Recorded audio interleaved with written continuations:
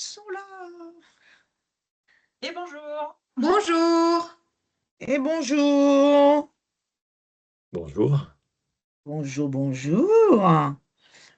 Alors, vous arrivez au compte-gouttes parce qu'on s'est dit que comme il faisait très, très, très, très chaud dans certaines parties de la France, vous vous étiez mis dans un coin climatisé pour pouvoir bien nous écouter.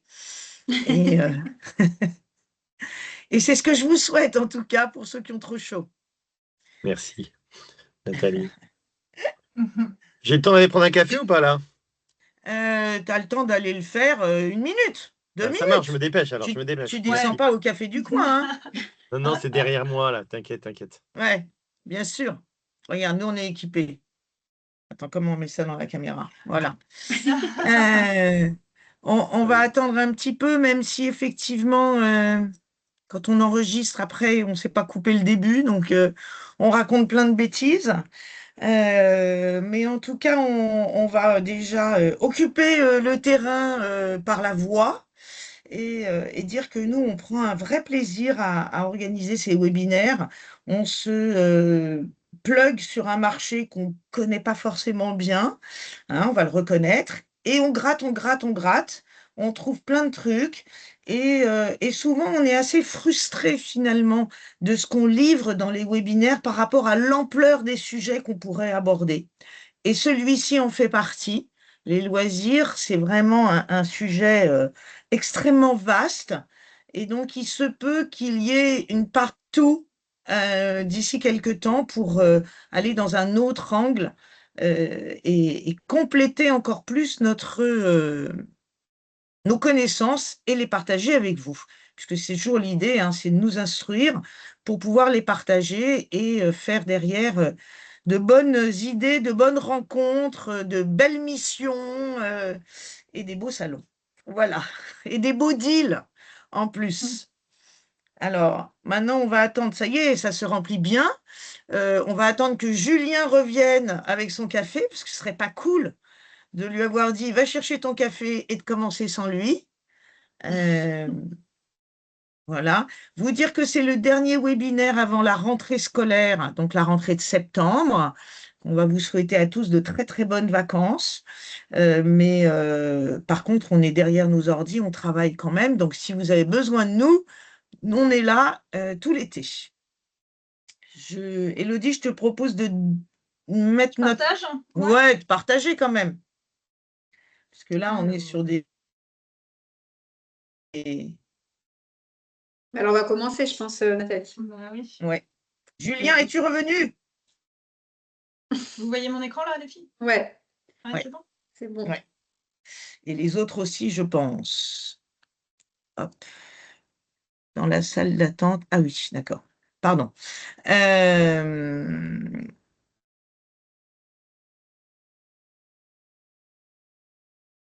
Commence?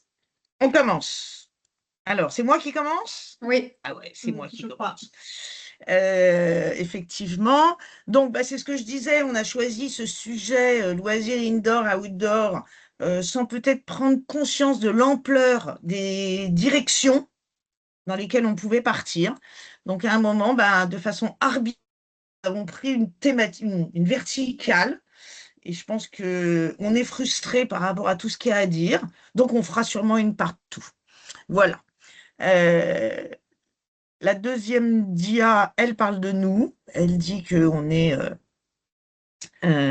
merveilleux, formidable, extraordinaire, etc. Et que vous pouvez nous appeler pour nous demander de travailler sur à peu près tout ce qui va du licensing à la stratégie de marque, la réflexion sur une charte graphique, la réflexion sur des créations de produits goodies, etc. Le studio Koblenz ne fait pas que le salon et est très actif derrière. Enfin, dans d'autres thématiques, pardon. Alors, on commence. Au début de l'histoire... Ah, non, non, non, non. Non, non, parce que je blablate là-dessus déjà. Ah bon, Au début de l'histoire, et avant même de mettre des images, je suis repartie sur le premier parc qui a existé en France, enfin en tout cas qui a été proposé au public en France. Et donc le premier parc, eh ben, c'est Louis XIII qui a décidé en 1626 de créer le Jardin des Plantes.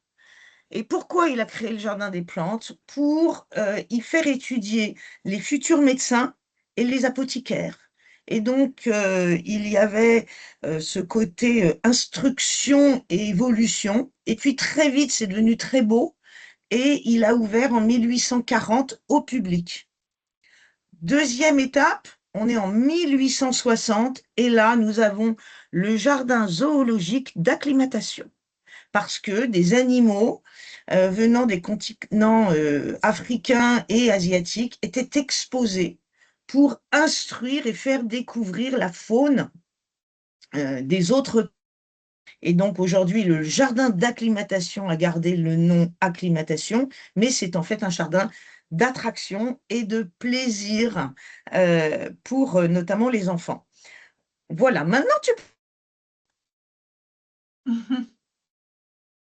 Et donc, notre parti pris, il a été d'aller, voilà, de remonter sur deux dias les grandes ruptures qui ont fait qu'aujourd'hui, on se retrouve avec des parcs d'attractions ou des lieux de loisirs qui ressemblent exactement à ce qui a été créé en 1955.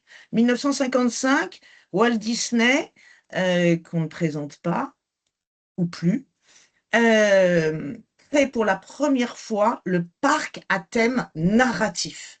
Précédemment, on était dans des foires, des marchés dans lesquels il y avait des étals commerçants et un peu d'animation. Là, on est vraiment dans la création de l'espace où on va pouvoir toucher l'illusion des films en se déplaçant complètement.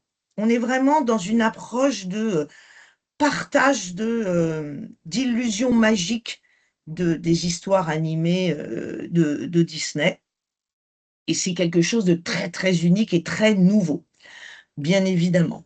On est, et c'est important, dans le passif, c'est-à-dire que on s'assoit dans le fauteuil et on visite Big Ben avec Peter Pan, mais on n'est absolument pas actif, il n'y a pas d'interaction. On est vraiment dans l'exposition qui se transmet et c'est une attraction, mais il n'y a pas d'activité. Entre 1971 et 1982, Walt Disney, toujours le même, crée Walt Disney World, puisque quand il était vivant, ça s'appelait Walt Disney Land ou Walt Disney World, et surtout il crée Epcot. Epcot, 60 km de Cap Canaveral, avec une vision tournée vers le futur. On va explorer l'espace, on emmène encore plus loin le monsieur tout le monde pour aller visiter et comprendre ce qui est en train de se passer à des millions de kilomètres de notre planète. Et puis, la grande nouveauté, quelque part, que Disney fait là, et comme quoi cet homme est un génie et a inventé nos mécaniques actuelles, eh bien, tout simplement, il intègre dans Epcot, pour la première fois, des marques industrielles, des marques comme General Motors qui viennent sponsoriser, qui sont des partenaires, ils viennent sponsoriser des espaces dans Epcot.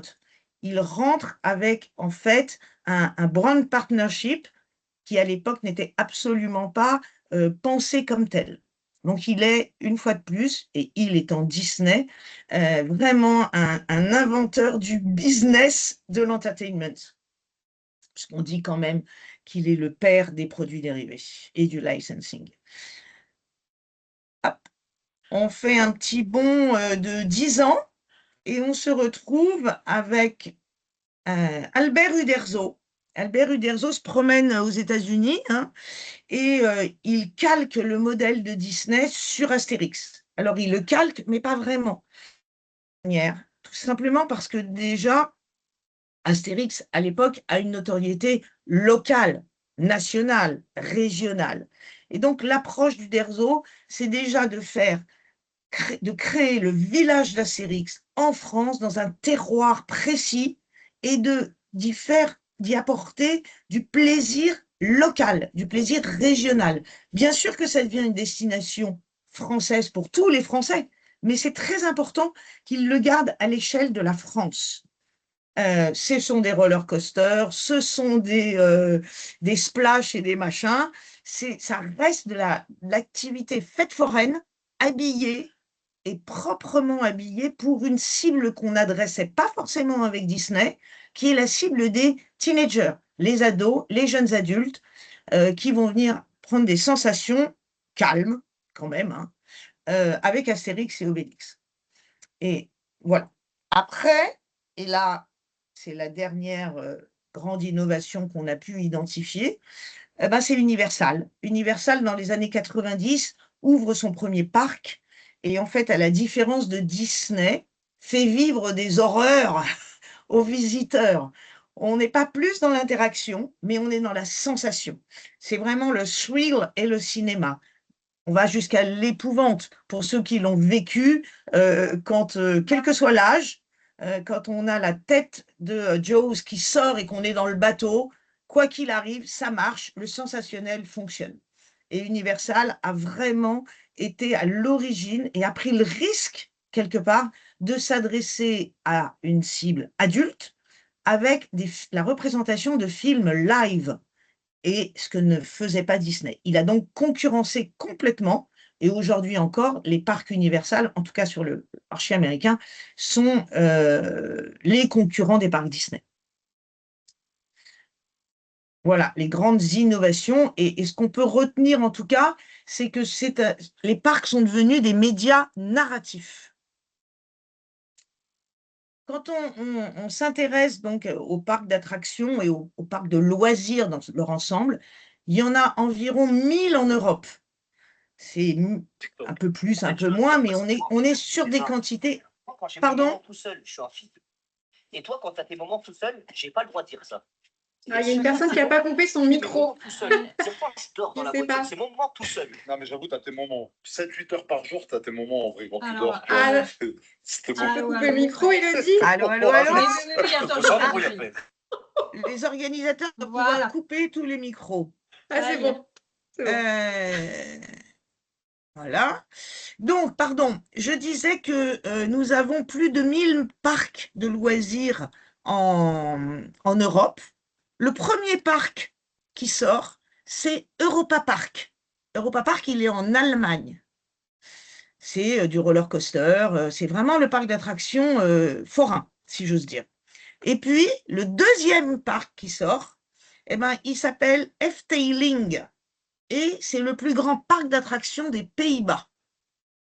Et le troisième parc, c'est Disneyland Paris. Et c'est grâce à Disneyland Paris, quelque part, que la France mène sur le marché européen. Alors, ce n'est pas que grâce, puisque nous avons des parcs très puissants en France, notamment le parc Astérix, et puis Futuroscope, et puis le parc Spirou, et puis le Puy du Fou, et puis des zoos énormes, etc. Mais la France sort son épingle du jeu parce que c'est aussi la destination touristique en Europe la plus recherchée. Et ça génère, en fait, pour la France, 70 millions de visiteurs et 4 millions d'euros de chiffre d'affaires. Donc, ce n'est pas un petit marché. C'est quand même quelque chose qui est très important dans l'économie. Derrière, on a l'Allemagne, Legoland, hein, faut pas omettre, Minidome, ce genre de choses.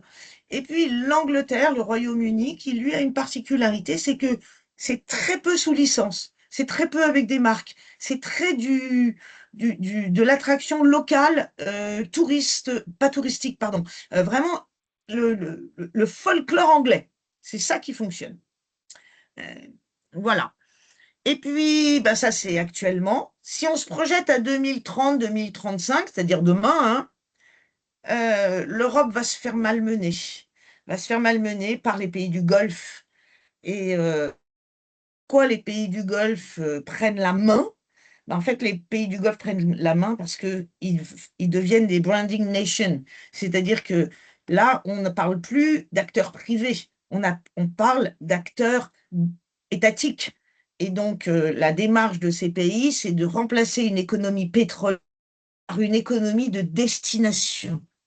Ils savent qu'à un moment, il va falloir exister avec autre chose que juste les puits de pétrole qui vont s'amenuiser à un moment ou à un autre. Donc, ils ont des moyens colossaux, une ambition colossale, et ils sont 8 heures maximum de 4 milliards de consommateurs. Donc, c'est un enjeu pour eux qui est absolument l'avenir. Et la preuve en est, c'est qu'à Riyad, en 2030, logiquement sortira le premier et unique parc Dragon Ball qui sera sur 500 000 mètres carrés. Alors, j'ai fait un petit rapport parce que moi, je n'arrivais pas à valoriser ce que c'était 500 000 mètres carrés. Ben, Disneyland à Paris, c'est 220 000 mètres carrés. Okay, c'est balèze déjà. Astérix, c'est 22 000. Imaginez la démesure du parc Dragon Ball avec une tour qui monte à 70 mètres de haut. Et dans cette tour, il y aura aussi des roller coasters et des grands 8 pour assurer l'indoor. Donc, ils auront vraiment l'outdoor et l'indoor. On est voilà, on est dans la démesure de l'avenir et on verra en France ce qui va se passer, en Europe en tout cas, sachant que l'Espagne est en train de s'interroger sur comment structurer son marché qui est extrêmement fragmenté aujourd'hui et sur lequel il y a des projets avec Warner, si je ne me trompe pas. Voilà, là je vais maintenant passer la main à Virginie qui, elle, s'est cassé la tête sur le pourquoi du comment aujourd'hui. Beaucoup plus compliqué. Allez, c'est à moi. Donc effectivement, depuis quelques années et depuis particulièrement le Covid, on assiste à une transformation. Non, c'est pas là, Elodie. On assiste à une transformation du secteur. Avant, le loisir, c'était considéré comme une consommation occasionnelle. On allait au bowling, on allait au karting ou même au parc d'attractions quelques fois par an. Mais aujourd'hui, les loisirs, c'est plus simplement des activités. Ça devient vraiment des lieux de vie, des lieux de socialisation. Et c'est assez logique parce qu'après le Covid, on a eu besoin de voir du monde, d'aller dans des environnements safe, ludiques, où l'objectif c'était d'avoir du plaisir pur. Donc voilà, c'est ça, il y a vraiment un changement radical. Donc on va voir après par la suite des concepts qui cartonnent, mais avant ça, on va se demander un peu qu'est-ce qui a changé dans le comportement des consommateurs. Merci Elodie. Donc le premier constat est assez simple, le marché connaît une croissance spectaculaire. Sur plusieurs segments, on observe des croissances annuelles qui sont comprises entre 8 et 12%. Mais ce qui est intéressant, ce n'est pas uniquement le fait que ça croît, mais c'est surtout la nature de cette croissance. En fait, les grands gagnants sont les centres de multi-activités indoor et les modèles hybrides qui mélangent à la fois loisirs, restauration, et jusqu'à proposer même du retail et des boutiques au bout de l'expérience. On ne va plus simplement faire une activité, on choisit un lieu où passer du temps. Donc, c'est très important d'avoir plein de choses à disposition. Tu peux passer, Elodie? Merci. Quand on regarde là les chiffres, on comprend que le phénomène est devenu quand même massif, puisque les dépenses consacrées aux loisirs ont progressé de plus de 40% depuis 2019. Le marché indoor représente aujourd'hui près de 2 milliards d'euros et génère environ 13 millions de visites par an. Donc 75% des Français ont déjà fréquenté un loisir indoor. Et surtout, ce qui est intéressant, c'est que ces lieux sont devenus des espaces de partage. Plus de 3/4 des visiteurs viennent en famille ou entre amis. Et 33% viennent fêter leur anniversaire. Donc, les visiteurs sont majoritairement là le week-end et pendant les vacances scolaires, hein, ce qui est assez logique. Mais en fait, plus que rechercher du divertissement, les consommateurs cherchent à créer un lien social et viennent dans ces lieux pour ça. Donc, focus sur la consommation. Donc là, en fait, les familles avec enfants et les moins de 35 ans constituent le cœur de clientèle. Ce qui confirme vraiment un positionnement de toutes ces activités, tous ces centres de loisirs, qui a un positionnement du coup adapté aux ménages plutôt urbains qui sont à la recherche de solutions faciles d'accès, forcément, et compatibles avec un rythme de vie dense.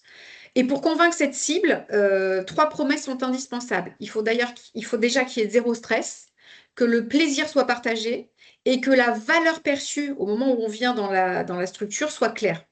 En pratique, ça signifie qu'il faut qu'il y ait une communication très claire sur l'âge recommandé de l'activité, la durée de la visite, la sécurité, est-ce qu'il y a des tarifs famille ou pas, est-ce qu'il y a des services pratiques en plus, etc. Et donc, tous ces ingrédients font que le lieu aura plus ou moins de succès.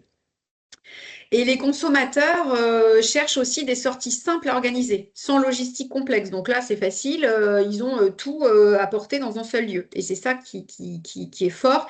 Et aussi, les activités intergénérationnelles sont aussi très, très demandées parce qu'on passe un bon moment tous ensemble. Et ça, c'est très, très actuel. Alors, pourquoi ces concepts explosent ? Alors aujourd'hui, on entre, enfin même nous sommes entrés déjà dans ce que beaucoup appellent l'économie de l'expérience. Les nouvelles générations accordent davantage de valeur au souvenir finalement qu'à la possession. Ils sont plus dans l'effet de ce qu'ils vivent que ce qu'ils possèdent réellement. Elles recherchent des expériences sociales, agréables et aussi qu'elles gardent en tête. On observe aussi un phénomène intéressant, c'est qu'après des années passées derrière les écrans, les consommateurs, ils cherchent à venir et revivre des expériences physiques. Le loisir devient un moyen d'exister socialement, de partager, de créer des souvenirs. Évidemment, ça on le sait, mais du coup, c'est très ancré, très fort. Et les nouveaux concepts de loisirs qui sont basés sur la nostalgie ou l'admiration et la fanatitude permettent aussi à ces générations de se mettre en scène. À l'heure d'Instagram, c'est sûr que on adore se faire prendre en photo sur le canapé de Friends, d'être dans la voiture de Marty McFly et de vivre ces expériences, de se prendre en photo et de le partager. Et ça, nous, notre marché, d'avoir des licences, ça contribue énormément à cette tendance de pouvoir partager tout ça à sa communauté. Donc ça, on y reviendra plus tard, on verra des exemples après, mais l'utilisation de la licence est clé dans ce type de loisir. Donc le loisir devient vraiment un marqueur social aujourd'hui. Bon, c'est bon, Élodie, tu peux passer. Alors là, on va faire un petit tour d'horizon des loisirs indoor et autres. Et on commence par le succès des Family Entertainment Centers, où là, leur force, c'est simple, c'est qu'ils réinventent des activités que tout le monde connaît déjà. Le bowling, le trampoline, le parcours ninja, le mini-golf ou les arcades. Alors tout ça, c'est pas nouveau. Mais ce qui change aujourd'hui, c'est la manière de les combiner. Soit on les combine dans un même lieu, soit on rajoute beaucoup de couleurs, d'espaces, de choses qui font qu'on vit une expérience globale. Et le consommateur, aujourd'hui, il cherche la variété, la flexibilité, la convivialité. Et donc, c'est sûr que les couleurs, les finitions de lieu, la propreté aussi font partie intégrale du succès de ces expériences. Et en fait, plus le lieu permet de prolonger le temps passé sur place, donc plus il est riche, plus il y a des choses, et plus il crée de la valeur économique, hein, c'est logique. Les concepts qui marchent sont ceux qui créent à la fois du plaisir, de la valeur et un bon bouche à oreille aussi. C'est important le bouche à oreille. Tu peux passer, Elodie. Merci. Autre exemple, et un autre type de lieu avec Palomano, je ne sais pas si vous connaissez, mais ça c'est un exemple excellent sur l'innovation qui est faite dans le loisir familial. Ce concept a une baseline très claire, c'est la ville où les enfants font la loi. Donc c'est simple, c'est extrêmement puissant, c'est un lieu qui permet aux enfants de jouer à être adultes dans une ville conçue à leur échelle. Donc c'est génial parce que tout le monde a rêvé de vivre la vie des grands, hein. Donc, ce concept a été inventé par une sœur et son frère en 2023 et ils gèrent déjà 18 parcs en franchise. Et donc, le succès de ce lieu repose sur 3 piliers. Donc, l'immersion, évidemment, parce que là, l'enfant, il se retrouve projeté dans le monde des grands. La pédagogie, puisque tout est fait pour que les personnes, enfin, les enfants puissent se retrouver dans l'espace. Et aussi la co-expérience avec le parent et l'enfant. Et ça, c'est assez magique. Et donc, aujourd'hui, il existe une forte demande pour des expériences porteuses de sens comme ça et adaptées à toute la famille. Donc, ça, c'est super. Autre exemple, donc là on change complètement de dimension et là c'est intéressant pour voir un peu la valorisation que peut avoir une licence sur un espace de loisirs où là on est sur Harry Potter et l'expérience en forêt interdite où là l'expérience ne repose pas sur la technologie ou de la réalité virtuelle mais vraiment sur une balade immersive en outdoor au sein de parcs qui sont inspirés des scènes mythiques de la saga qui mêlent lumière, brume, décor, et évidemment, on retrouve les créatures emblématiques. Mais là, du coup, elle s'appuie vraiment sur tout ça, toutes ces expériences-là, où on est plus, du coup, dans l'émotionnel. Et ça, c'est le moteur de succès de cette expérience. Les visiteurs, bon, ils ne viennent pas découvrir quelque chose de nouveau, puisqu'ils connaissent un peu déjà l'univers, mais ils viennent vraiment là physiquement pour vivre l'univers qu'ils connaissent déjà. Et ça, cette capacité à transformer une émotion en expérience, c'est devenu aussi un levier majeur dans l'industrie du loisir. Autre expérience, Barbie The Dream Experience, ça c'est une maison qui a été créée à Amsterdam, où là on est en immersion grandeur nature dans l'univers de Barbie, et on a 2000 mètres carrés avec 12 zones thématiques où le consommateur se retrouve immergé dans le salon de coiffure, le van de Barbie, l'avion, et il vit comme ça des scènes au gré de sa visite pour vivre vraiment comme quand on jouait à Barbie quand on était plus petit. Donc là, ça marque aussi l'explosion des expériences de loisirs qui sont Instagrammables. Chaque espace, finalement, a été conçu pour être photographié et partagé. Et d'ailleurs, sur les réseaux sociaux, il y a beaucoup d'engagement, de repartage, de viralité autour de ça. Donc là, le visiteur est à la fois spectateur parce qu'il rentre dans un univers voilà, complètement adapté à ça. Il est aussi acteur puisqu'il se prend en photo, il devient, voilà, il est dans l'avion, etc. Et il est aussi créateur de contenu.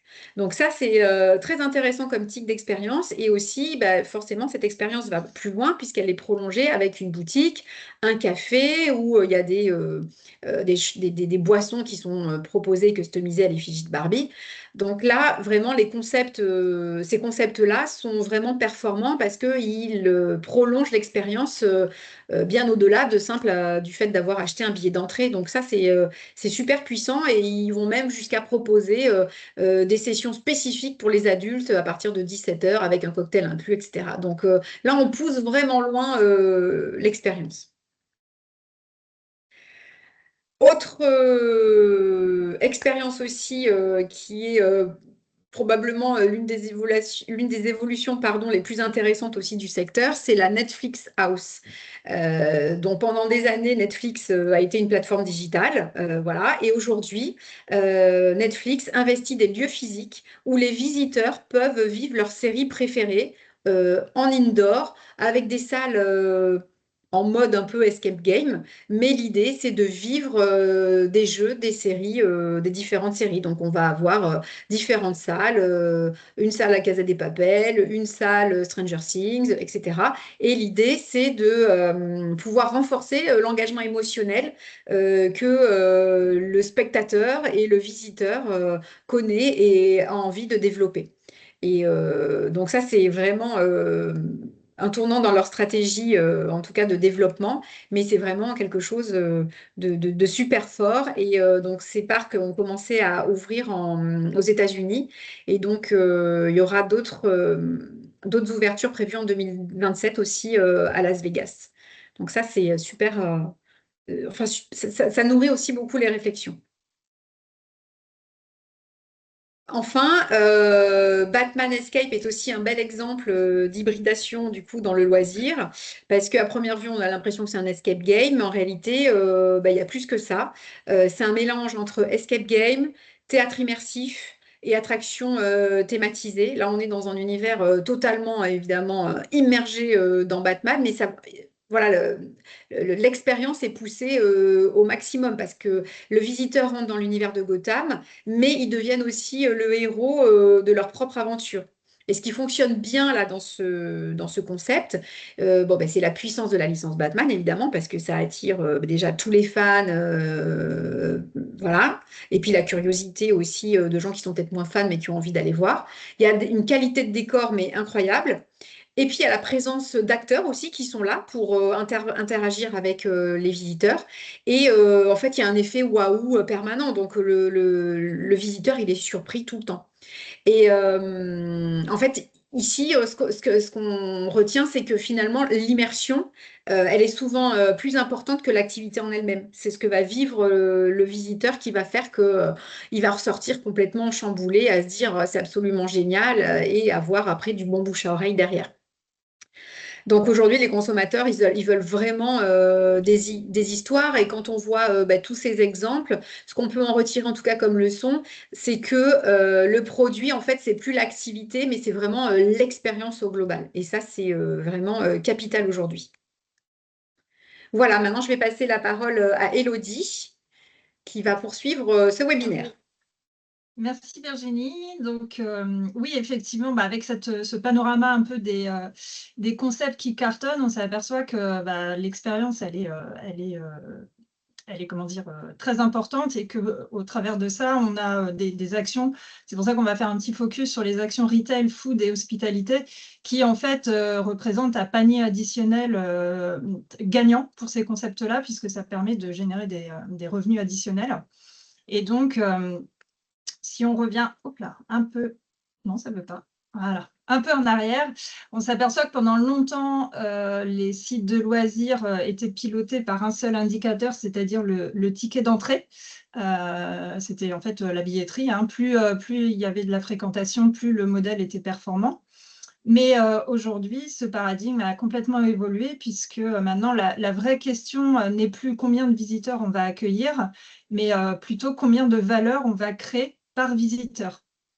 Et pourquoi on se pose cette question? C'est parce que les visiteurs, on vient de le dire et de le décrire, ne viennent plus uniquement pour consommer une attraction, ils viennent vraiment pour vivre une expérience. Donc, ils recherchent de l'émotion, de l'immersion, du partage, et surtout des souvenirs qui pourra en fait prolonger après la visite.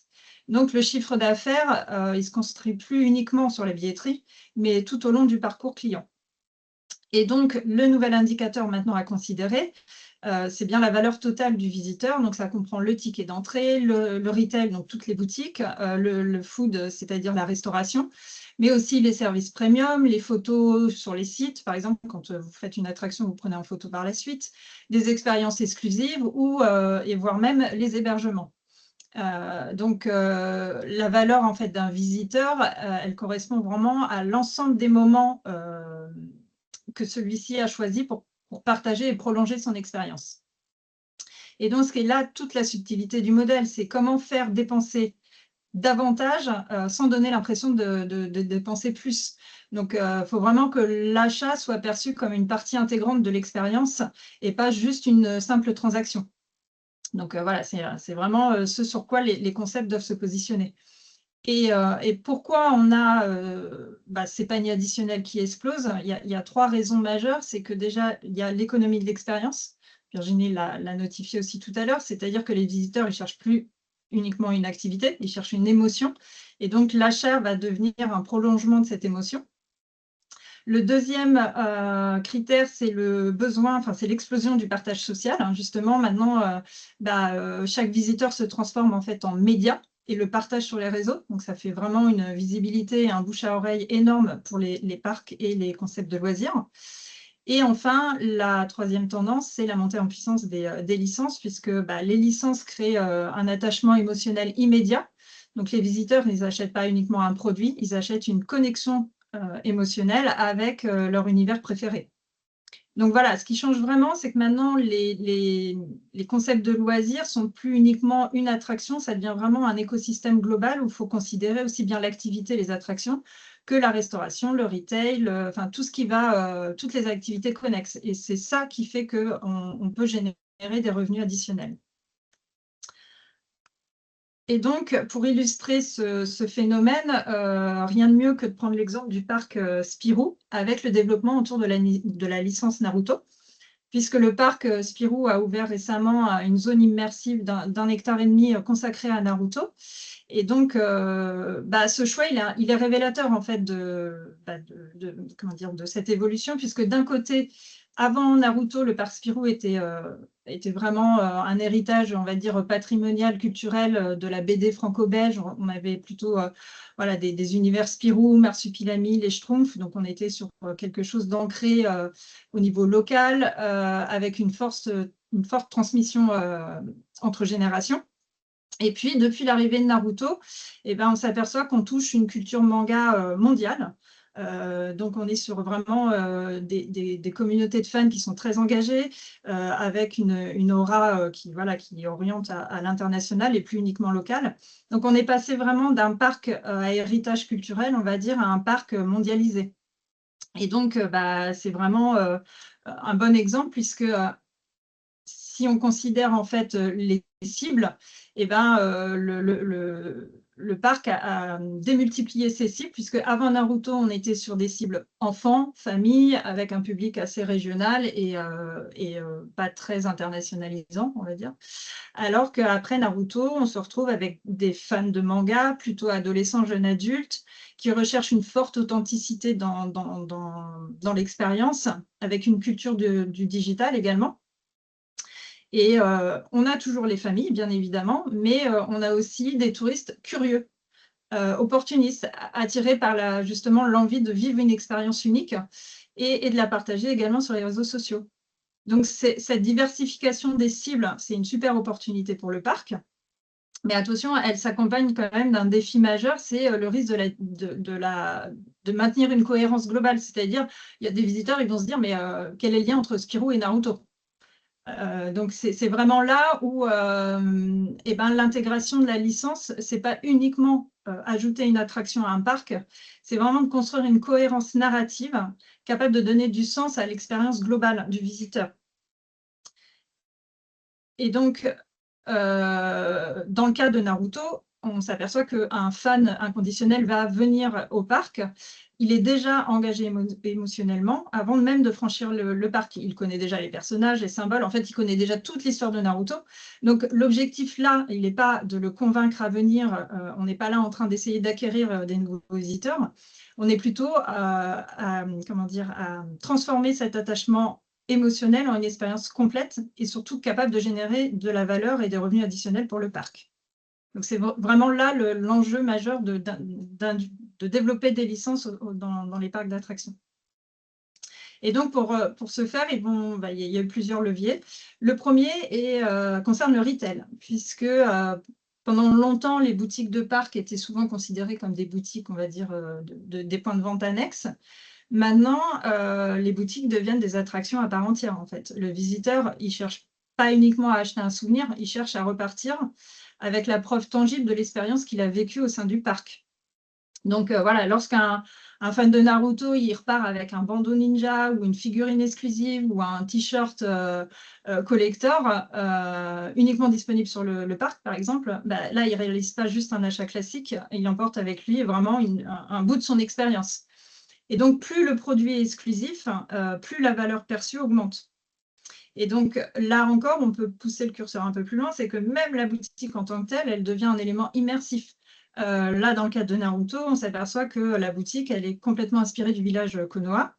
Et elle a été scénarisée, il y a un vrai parcours. Voilà, ce n'est pas juste un point de vente où on met des produits, c'est vraiment une scénarisation qui devient une extension naturelle du storytelling de la propriété. Donc voilà, le retail est vraiment devenu quelque chose indissociable de cette expérience à vivre au sein des parcs. Le deuxième levier, c'est la food. Donc la food, ça comprend en fait toute la restauration. Et donc, c'est probablement l'un des leviers des plus puissants puisque ça concerne quasiment 100% des visiteurs. Parce que c'est quand même très captif quand on passe une journée dans un parc, voilà, il faut bien se nourrir à un moment donné. Et donc, les visiteurs, ils veulent plus simplement manger, là aussi, ils veulent aussi goûter l'univers. Donc là, dans le cadre de Naruto, c'est pareil, il y a eu tout un restaurant inspiré de Konoha qui propose les ramen, les célèbres ramen, qui va proposer aussi des bouteilles de boissons à l'effigie des personnages, qui va trouver des desserts thématiques. Donc voilà, on est plus seulement dans... La restauration n'est plus seulement une fonction opérationnelle, elle devient un élément essentiel de l'expérience aussi. Et autre point important, c'est qu'elle devient également un vrai outil de communication, dans le sens où on connaît tous un peu cette mode des gens à photographier leurs repas, à les partager sur les réseaux sociaux. Donc là, on est vraiment dans un phénomène de partage. Et donc, la partie restauration devient génératrice de valeur, mais aussi un véritable média, puisque au-delà de la consommation, on partage les plats qu'on a vécu pendant l'expérience. Et le troisième levier, c'est la partie hospitalité. Donc, ça concerne en fait les hébergements ou l'offre hôtelière. Et donc là, c'est un des leviers qui peut être le plus puissant puisque on agit directement sur le temps passé au sein des parcs. Et donc, on passe d'une visite journée à un séjour de peut-être une journée, 2 journées ou 3 jours. Et donc, chaque heure supplémentaire passée au sein des parcs, ça crée de la valeur, tout simplement parce qu'on va consommer plus, on va se nourrir, on va acheter des services additionnels, on va chercher de l'expérience plus premium. Et donc là, l'objectif, c'est vraiment de transformer une visite en un véritable séjour pour que ça devienne vraiment une destination. Et donc là, dans le cadre de Naruto, alors au sein du parc Spirou, pour l'instant, il n'y a pas d'hébergement dédié à Naruto, mais les images que vous voyez sur la droite, c'est des concepts qui sont réalisés au Japon. Et on peut très bien s'imaginer, en fait, le parc Spirou créer des chambres thématisées, scénarisées aux couleurs de Naruto, comme ça peut se faire déjà au Japon. Donc, c'est vraiment un vrai levier à potentiel pour le parc. Et donc, si on fait un petit récap du comment créer de la valeur par visiteur, on s'aperçoit que, l'attraction génère de l'émotion, l'émotion va générer de l'achat, l'achat va générer du souvenir, le souvenir va générer de l'attachement, et qui dit attachement dit on a envie de revenir. Donc, c'est pour ça qu'on est vraiment dans un modèle de cercle vertueux pour vraiment performer, il faut générer des revenus additionnels. Donc, on peut utiliser les leviers qu'on vient de voir pour générer en fait une vraie expérience mémorable pour que le consommateur revienne. Et donc, les 5 règles du panier, c'est créer de l'émotion, évidemment, multiplier les points de contact commerciaux, transformer chaque espace en expérience, créer de l'exclusivité et faire du visiteur un ambassadeur.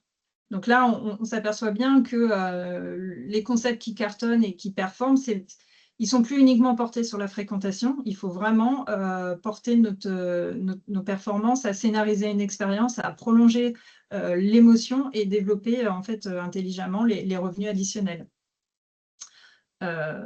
pour que ça crée effectivement de la valeur. Et Nathalie, si tu veux présenter la fin. Ah, t'as pas ton micro, Ah, Nathalie. il n'y a pas ton micro, Nat. Ça y est, c'est Ah, réparé. Non, merci Élodie et Virginie d'avoir vu tous ces points. Je pense que parce qu'il y a des questions, des avis, parce que j'ai vu dans les différentes salles, chacun étant chez soi, des personnes qui travaillent notamment sur la gestion de la marque du parc Astérix ou voilà. Je pense qu'il y a Adrien qui est là aussi avec Looping.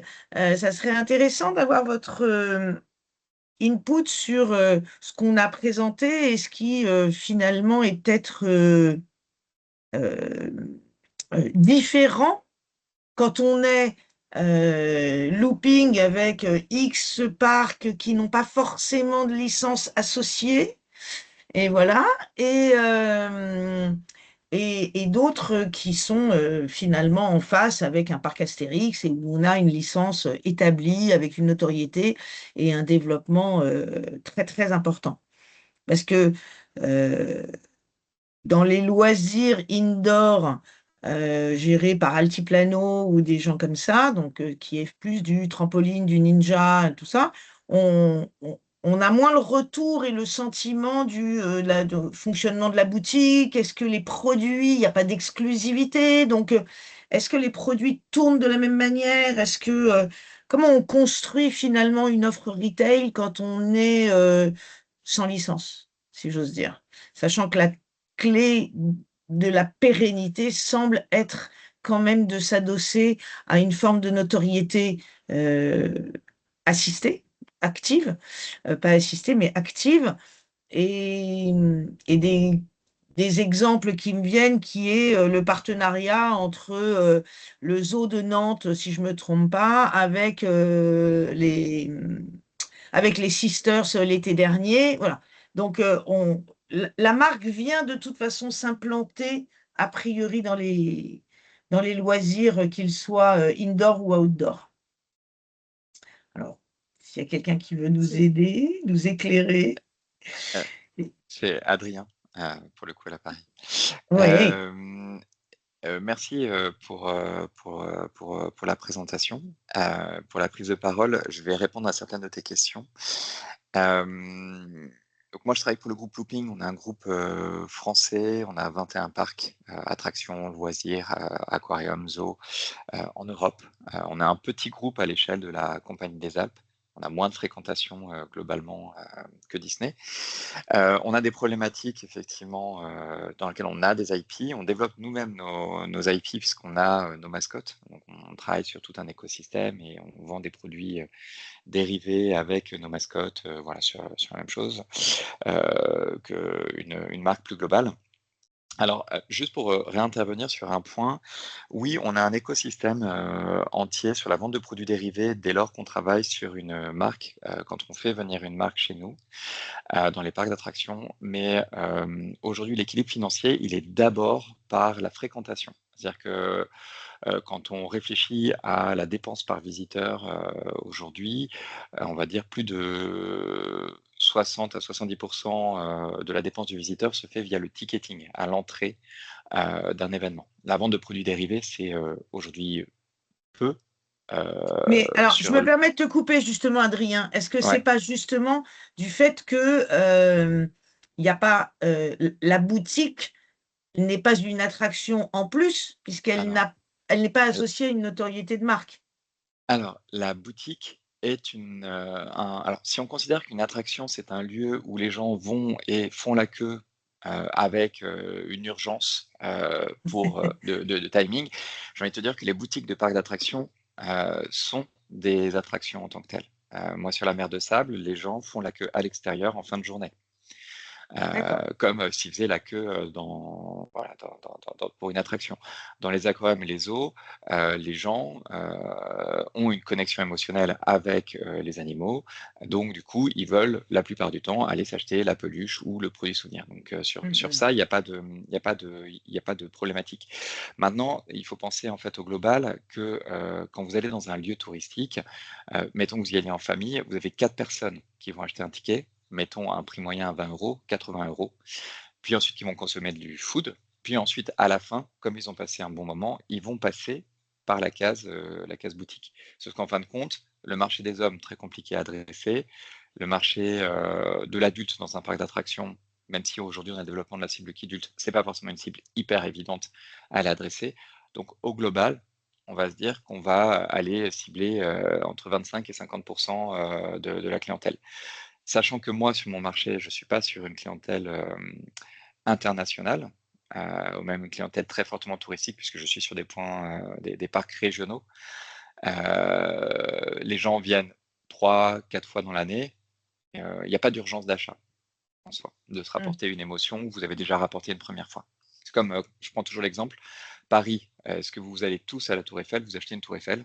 sachant que vous pouvez y aller. Il n'y a pas forcément de besoin de passer par la case boutique dans ce cas-là.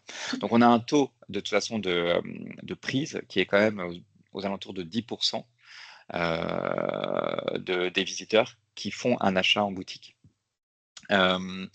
Donc, le ticketing, aujourd'hui, reste quand même la principale source de revenus pour nous dans ce cadre-là. Et là où je suis d'accord, par contre, c'est que c'est important d'avoir des produits exclusifs dès lors qu'on propose une expérience ou une marque.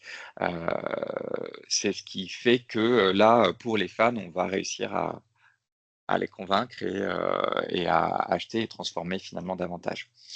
Je vais vous donner un exemple, 2 exemples d'activations qu'on a pu faire. Donc effectivement, on a parlé des Sisters l'année dernière dans notre zoo Planète Sauvage à Nantes, qui était un très bel événement qu'on a travaillé du coup avec les éditions Bambou. Je crois que c'est d'ailleurs l'un des premiers événements qu'ils ont fait avec un partenaire de l'univers du loisir. On a eu énormément de fréquentation et la vente des menus a cartonné au tout début de l'événement. Donc ça a effectivement très très bien marché. Dans un autre de nos parcs en Angleterre, on a fait une activation pendant 1 mois avec les bisounours. Et on a eu pour le coup énormément de personnes aussi qui sont venues spécifiquement pour cette animation. Donc nous, en fait, on est content dans des cas comme ça parce que quand une marque est assez forte et qu'elle peut créer un rendez-vous dans nos parcs, on a tout intérêt, on y gagne puisqu'on a de la fréquentation et du coup on a tout l'écosystème après qui fonctionne. Ensuite, je distinguerai quand même 2 choses. Ce qui va être la landification, comme au parc Spirou, ou sur lequel on va être plus sur effectivement la création d'un land Naruto. Et ensuite tout ce qui va être plus événementiel.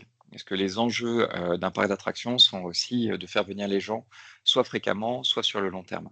Disney est très fort pour ça, puisque en fait ils ont un portefeuille de licences qui se renouvelle tout le temps. Donc vous avez toujours des nouveaux héros à aller rencontrer dans un écosystème qui est splendide. Mais les demandes d'investissement pour travailler sur des landes dédiées sont extrêmement fortes. Ouais. Donc c'est plus facile de travailler sur l'événementialisation, mais événementialisation qui doit être bien faite, qui doit être une événementialisation avec de l'expérience. Et c'est là où les parcs, pour le coup, d'attractions sont très forts. C'est qu'on est sur des cibles qui sont communes par rapport aux marques, on va dire les marques, je vais prendre les marques du jouet, ou même les marques de tout ce qui va être dessin animé, puisque en fait on a les clients qui sont chez nous, tout le monde, quand les gens viennent chez nous, tout le monde voit la marque. On a un taux d'attention, un taux de captation qui est quand même beaucoup plus fort que sur un média classique, mais il faut créer une vraie expérience pour faire en sorte que en fait, l'enfant qui vient ou qui va découvrir ou qui va voir la marque se dise ça c'est quelque chose de différent, je l'ai pas vu, et en fait du coup ça enrichit le lien émotionnel entre la marque et le consommateur. Ouais. Ça conclut, ça ramène quelque part à ce que la première accroche de Disney, sur en tout cas la création, qui est le média narratif. Voilà. Avant, c'était pas un média, un parc d'attractions. Aujourd'hui, la narration dans le parc d'attractions en fait un média et un support de développement, de diversification plutôt. Ok. Bonjour, bonjour à tous. Ouais, je vais juste dire un petit mot. Donc, je suis Baptiste Cazot et je m'occupe de la marque Astérix. Et donc, le parc Astérix, bien sûr, est notre licencié, notre plus gros licencié opéré par la Compagnie des Alpes. Je suis tout à fait en accord avec tout ce qui a été dit dans la présentation. C'est sûr qu'on est aujourd'hui sur on est aujourd'hui sur un marché en croissance, le marché des loisirs en règle générale qui se porte plutôt bien. C'est vrai qu'il y a une explosion aujourd'hui des expériences indoor notamment dans ce qu'on appelle le retailtainment, parce qu'il y a quand même des problématiques aujourd'hui, les centres commerciaux, sur des disponibilités de mètres carrés d'enseignes qui s'en vont et la nécessité pour eux de chercher des exclusivités en termes de destination. Et c'est sûr que la licence et le loisir indoor fait partie de cette équation. Nous, sur le parc Astérix, c'est sûr que c'est une chance fabuleuse qu'on a sur la licence, qu'on a plus de 3 millions de personnes par an qui du coup vivent une expérience avec Astérix totalement hors du commun, qui se retrouvent immergés dans l'univers. Je rejoins ce qui a été dit sur le ticketing, hein. C'est vrai qu'aujourd'hui, le nerf de la guerre, c'est quand même la fréquentation et de la maintenir et de l'augmenter.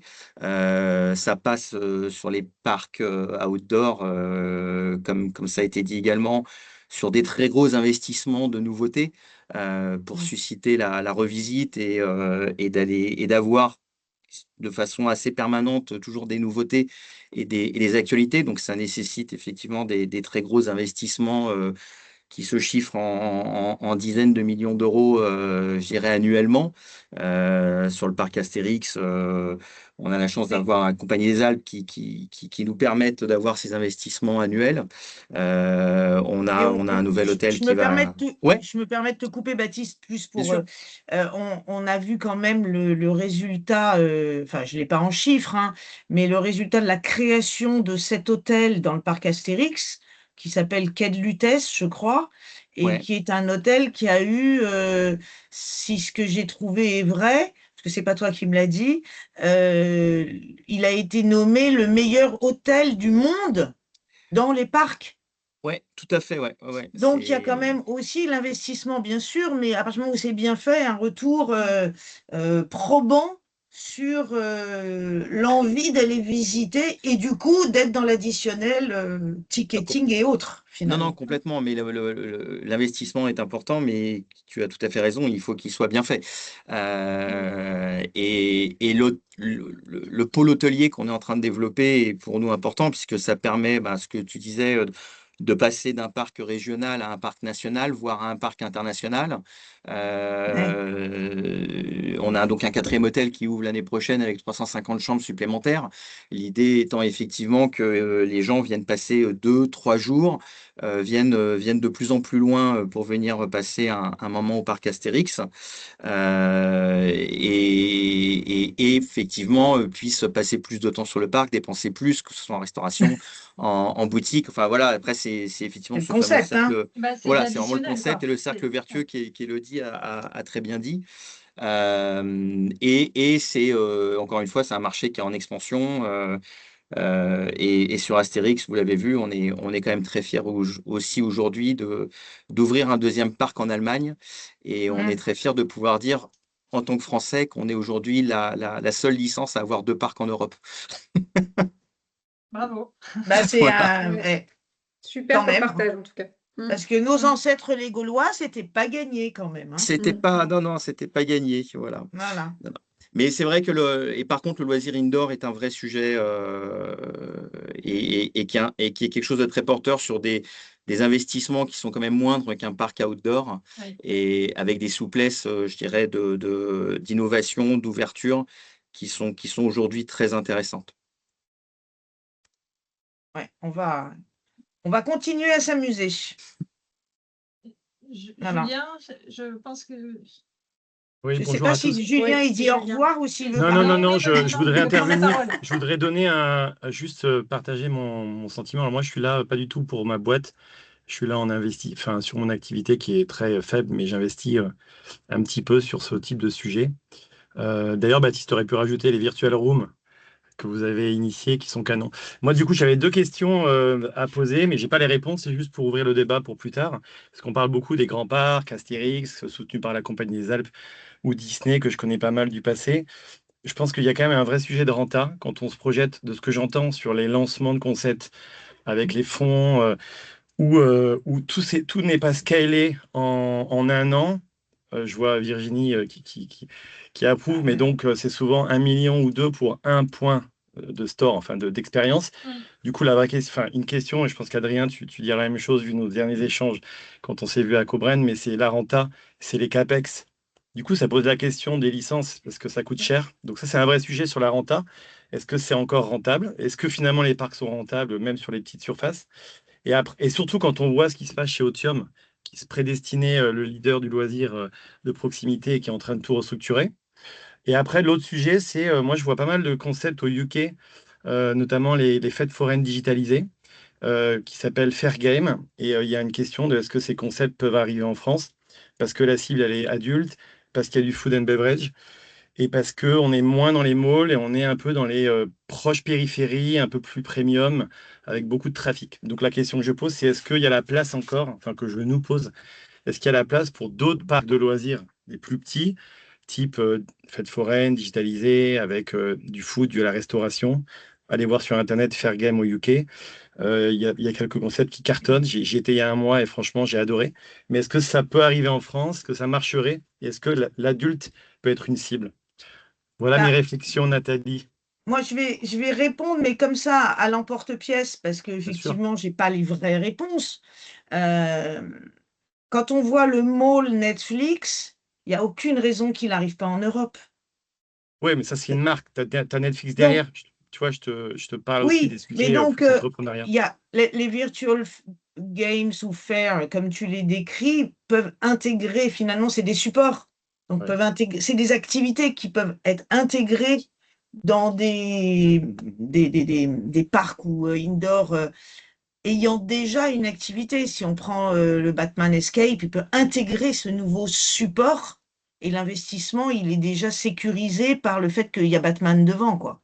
Mais je ne suis pas du métier, c'est ma réponse. Voilà. J'avoue Spontané. qu'on avait, et puis on l'a viré parce que c'était trop, mais on avait une dia sur justement l'équilibre, le ROI, à quel moment on s'en sort, en fonction de l'investissement, du ticketing, du retail, du food. On avait posé la question à l'IA. Hein. On l'a posé Ah, à 2 IA différentes qui corroborent à peu près et qui effectivement, à moins de 5 ans, c'est pas rentable. Adrien veut exactement. parler, je pense. Oui, Ouais. Adrien. Tu veux pas Oui. nous mettre ta caméra, Adrien? Ah là là, la Quoi? Tu pression. es dans ta salle de bain? Ah, Non, c'est ça, voilà. Ah. exactement. Non, alors je voudrais quand même, sur la durée, je peux comprendre effectivement, notamment quand il y a des fonds d'investissement et le degré de rentabilité. Mais je donne juste un exemple, enfin 2 exemples. Bon, un exemple qui est très bon, c'est au UK. On parlait du marché du UK. Le marché du UK a quand même des lands dédiés avec des marques, parce qu'ils ont aussi quand même Legoland et ils ont aussi des parcs dans lesquels on a des marques ou des parcs multimarques. Vous avez Alton Towers notamment qui travaille l'ensemble du portefeuille de licences de la BBC. Avec un land qui est dédié qui s'appelle les CBBS et en fait ils ont cette chance de pouvoir faire un peu comme Disney, c'est-à-dire renouveler à chaque fois une ou deux petites attractions, plus petites qu'un land entier dans cet écosystème. Et là, cette année, ils ont mis Bluey. Donc, ils ont cette chance de pouvoir le faire. Donc, forcément, ils vont bénéficier de la notoriété. C'est un parc de destination avec de l'hébergement. Donc, du coup, les gens vont vouloir venir, etc.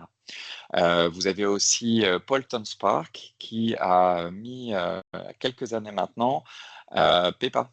Ils ont un Peppa Pig World qui est adossé du coup à leur parc d'attractions, avec aussi, je crois, une offre d'hébergement. Et lorsqu'ils ont mis ça, je crois qu'ils ont fait plus de 100 000 visiteurs.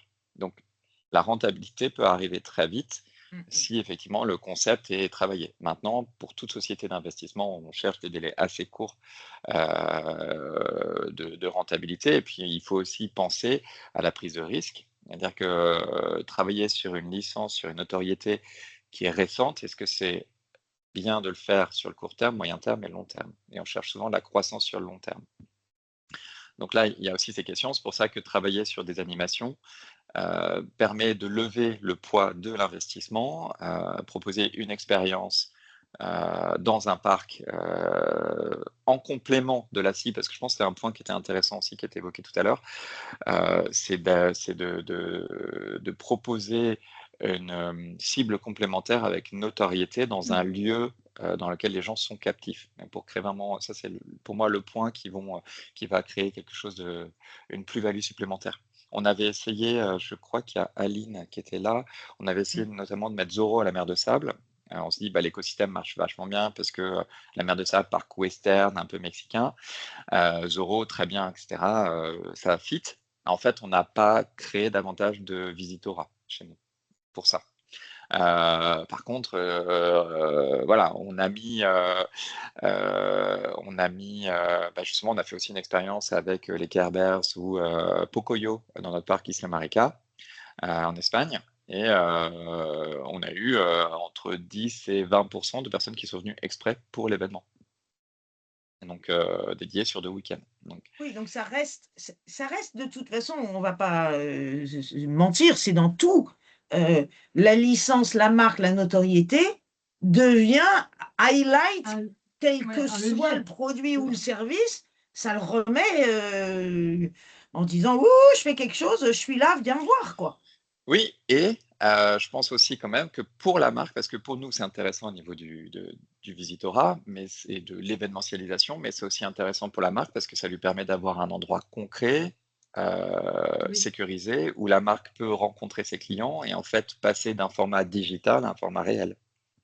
Oui, ça permet un vrai territoire d'expression, quoi. On est vraiment Exactement. Je pense que quand vous voyez, que vous aimiez ou pas personnellement les mascottes, les personnes dans les costumes, quand vous voyez le regard d'un enfant quand il rencontre son héros préféré, que ce soit chez Disney ou ailleurs, enfin là, vous comprenez la mission et vous vous dites, bah ça y est, je l'ai ancré dans l'esprit et donc ce gamin, pour longtemps, va devenir notre cible et dans 20 ans ou 30 ans, quand lui aura des enfants, voudra aussi transmettre ça. Donc, Bien on est sur sûr. un écosystème qui se répète, et c'est sur du moyen long terme, pour répondre pour le coup à ce qu'évoquait Julien.